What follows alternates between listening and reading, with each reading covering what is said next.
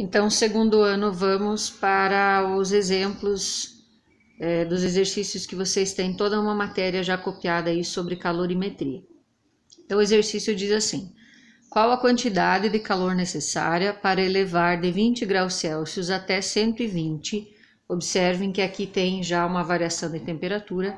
A temperatura de 20,7 kg de chumbo. A nossa massa, cuidem que ela precisa estar sempre em gramas, então esse é um valor que a gente vai precisar transformar depois. E chumbo, que é o material do exercício. A fórmula vocês já têm copiado aí da aula anterior. Quantidade de calor igual a massa vezes calor específico e vezes variação de temperatura, o quimacete. Ele é assim conhecido. Então, vamos tirar as informações do nosso exercício. Nós temos qual a quantidade de calor? É a pergunta. A massa, nós temos 20,7 quilos, que precisa ser transformado em gramas. Para isso, basta multiplicar por 1000, porque 1 quilo são 1000 gramas, e aí a gente vai ter 20.700 gramas.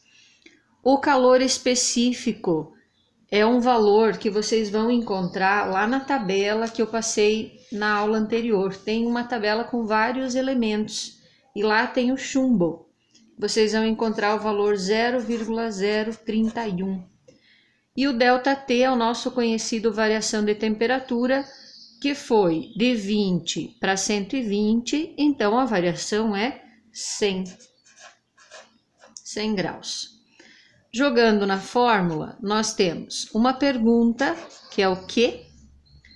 Nós temos uma massa de 20.700, nós temos um calor específico de 0,031 e nós temos uma variação de temperatura de 100.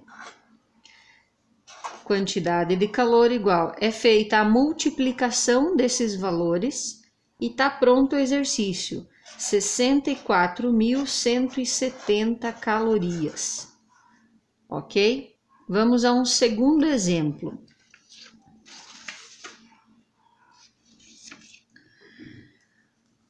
Qual a quantidade de calor necessário para elevar de 10 graus Celsius para 60 graus Celsius 100 gramas de água?